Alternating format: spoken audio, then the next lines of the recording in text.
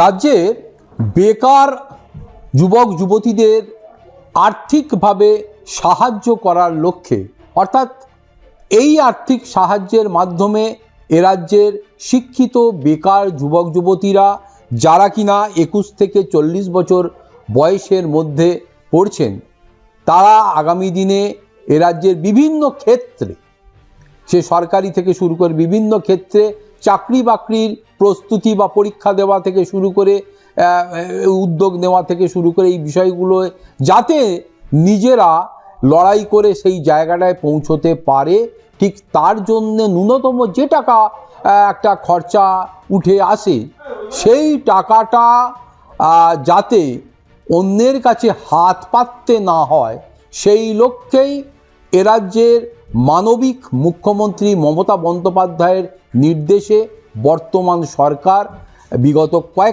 কিছুদিন আগে যে ভোট অন অ্যাকাউন্টস পেশ করেছে তাতে করে এটা ঘোষণা করেছে এবং এই যুবসাথী প্রকল্পের বেনিফিট যে আগামী দিনে এ রাজ্যের বেকার যুবক যুবতীরা যথেষ্ট পেতে চলেছেন এটা কিন্তু আর বলার অবকাশ রাখে না। তার কারণ ইতিমধ্যেই যা খবর কম বেশি প্রায় 45 লক্ষ বেকার যুবক যুবতী তারা কিন্তু এই বড় বড় লাইনে দাঁড়িয়ে সকাল থেকে তারা কিন্তু এই ফর্ম জমা করে চলেছে। যদিও এই বিষয়টাও নজর এড়ায়নি নবান্নের। রাজ্যের সরকার বিভিন্ন জায়গা থেকে প্রতিনিয়ত এই যুবসাথী প্রকল্পের জন্যে এই যে সকাল বেলা 10টা থেকে রাত্রির 8টা পর্যন্ত যে লম্বা লাইন বিভিন্ন জায়গায় পড়ছে এবং সেখানে মানুষ যে এই বা বেকার যুবক যুবতীরা এই ফর্ম ফিল আপ করতে এসে তাদেরকে ঘন্টার পর ঘন্টা লাইনে দাঁড়ানো হচ্ছে, এইটা থেকে মুক্তি দেওয়ার লক্ষ্যে ইতিমধ্যেই একটা নতুন ধরনের ব্যবস্থা আধুনিক ব্যবস্থা অর্থাৎ ঘরে বসেই যাতে তারা এই ফর্ম অনলাইনে ফিল আপ করতে পারে তার ব্যবস্থা করে দেওয়া হয়েছে। ফলে আগামী দিনে ঘন্টার পর ঘন্টায় যুবসাথী প্রকল্পের জন্যে নির্দিষ্ট যে সরকারি ফর্ম সেটা ফিল আপ করে আর লাইনে না দাঁড়ালেও চলবে, অনলাইনের মাধ্যমেই এবার থেকে যাতে করে ওই বেকার যুবক যুবতীরা ঘরে বসেই ফর্মটি ফিল আপ করে পাঠাতে পারেন সেই ব্যবস্থা রাজ্য সরকারের পক্ষ থেকে করে দেওয়া হয়েছে। কি দাঁড়ালো না, অনলাইনেও যুবসাথীর ফর্ম ফিল আপ করতে পারবেন। আবেদন করতে হলে সবার আগে আমাদের পাড়া আমাদের সমাধান পোর্টালের মধ্যে যেতে হবে এবং সেখানে গিয়ে https://apas.wb.gov.in থেকে ফর্ম ফিল আপ করতে হবে। সেখানে আবেদন করতে তারা পারবেন এবং এখান থেকে একটা প্রয়োজনে অনলাইনেই এই ফর্ম ফিল আপ করার পর একটা প্রিন্ট আউটও আপনি বার করে নিয়ে আপনার কাছে রাখতে পারেন। না হলে নিজের যদি প্রিন্টার না থাকে তাহলে ওই সংশ্লিষ্ট মোবাইলে হোক বা ডেস্কটপে হোক বা ল্যাপটপে হোক সেটা একটা পিডিএফ কপি করে সেটা সেভ করে রাখা যাবে। পাশাপাশি এই নির্দিষ্ট সাইট ছাড়াও আরও বিকল্প দুটি সাইটের কথা মেনশন করা হয়েছে এবং এই ফর্ম ফিল আপ করতে গেলে যুবসাথীর কয়েকটি জায়গায় যুবসাথী ফর্ম পাওয়া যাবে। সেটা হলো এক যুব ও ক্রীড়া দপ্তরের ওয়েবসাইট, একটা তো পাওয়া যাবে এই আমাদের পাড়া আমাদের সমাধান পোর্টালের মাধ্যমে।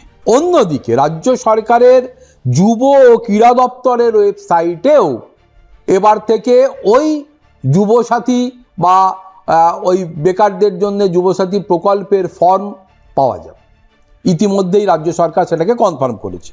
সেখানে কি আছে না, এই ওয়েবসাইটে https://sports&youth.wb.gov.in এবং WB ইউথ সার্ভিসেস ওয়েবসাইটেও এই ফর্ম মিলবে। সেখানে অ্যাপ্লিকেশন ফর্ম ফর বাংলার যুবসাথী স্কিম ক্লিক করলেই ওই ফর্মটি চলে আসবে এবং ওই অনলাইনেই ওই সংশ্লিষ্ট ফর্মটি ফিল আপ করে সাবমিট করে দেওয়া যাবে। ফলে অনলাইন ফর্ম যে ফিল আপ করা যাবে আর যে ঘন্টার পর ঘন্টা ওই লাইনে দাঁড়াতে হবে না ফর্ম জমা দেওয়ার জন্যে, এই বিষয়টিকে নিশ্চিত করে দেওয়া হয়েছে। যদিও এই ফর্ম ফিল আপ করতে গেলে কয়েকটি নির্দিষ্ট পদ্ধতি বা বেসিক পদ্ধতির কথাও উল্লেখ করে দেওয়া হয়েছে রাজ্য সরকারের পক্ষ থেকে। বিষয়টা খেয়াল রাখতে হবে। অনলাইন ফর্ম ফিল আপ করতে হলে হাতে রাখতে হবে কয়েকটি প্রয়োজনীয় তথ্য, যেমন মাধ্যমিক বা সমতুল পরীক্ষার অ্যাডমিট কার্ড কেবল পিডিএফ করে তার আগে রেখে দিতে হবে।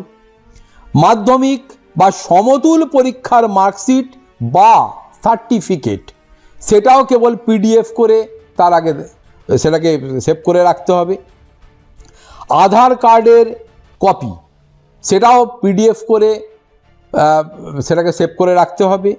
প্রয়োজনে পাসবুকের প্রথম পাতা, অর্থাৎ যে ব্যাংকের আপনার অ্যাকাউন্ট আছে সেই ব্যাংকের পাসবুকের প্রথম পেজ, যেখানে নাম, অ্যাকাউন্ট নাম্বার, আইএফএস কোড বিভিন্ন কিছু লেখা থাকে, সেই পেজটিকেও ছবি তুলে সেটাকেও সেভ করে রাখতে হবে বা পিডিএফ করে রাখতে হবে। এসসি এসটি ওবিসি সার্টিফিকেটের কপিও কেবল পিডিএফ করে সেখানে রাখতে হবে। পাসপোর্ট সাইজের সাম্প্রতিক কপি বা একটি ছবি সেটাকেও পিডিএফ করে আবেদনকারীর ওই সংশ্লিষ্ট ডেস্কটপ বা ল্যাপটপে তুলে রাখতে হবে বা মোবাইলে তুলে রাখতে হবে। এর পাশাপাশি আবেদনকারীর সই, অর্থাৎ আবেদনকারীর নিচে ফর্মের শেষে প্রান্তে যে সিগনেচার, সেই সিগনেচার জেপেগ বা জেপিজি বা পিএনজি ফরম্যাটে সেইটিকেও আপনাকে একটা জায়গায় নামটা সই করে তুলে সেটাকে পিএনজি বা জেপিজি মোডে সেটাকে করেও সেভ করে রাখতে হবে। ভ্যালিড মোবাইল নম্বর, সেখানে যাবে একটি ওটিপি।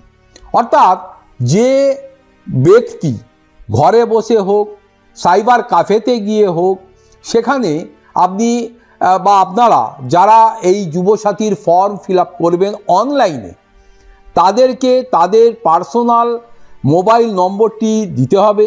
দিলে সেইখান থেকে যখন এই ফর্ম টোটাল ফিল আপ করার হয়ে যাবার পর সাবমিট করতে যাবেন, তার আগে একটা ওটিপি আসবে এবং ওটিপি এলে তবেই এই ফর্ম ওপেন হবে এবং এই ফর্মটাকে সাবমিট করা যাবে।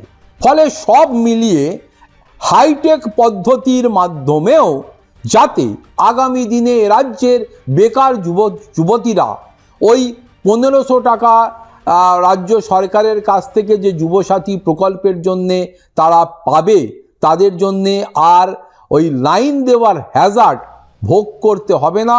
তারা বাড়ি থেকে হোক, সাইবার ক্যাফে থেকে হোক, মোবাইল থেকে হোক, তারা এই নির্দিষ্ট অ্যাপগুলিতে মাধ্যমে তারা তাদের অনলাইনে ফর্ম জমা করতে পারবে এবং এটা নিশ্চিত করেছে রাজ্য সরকার।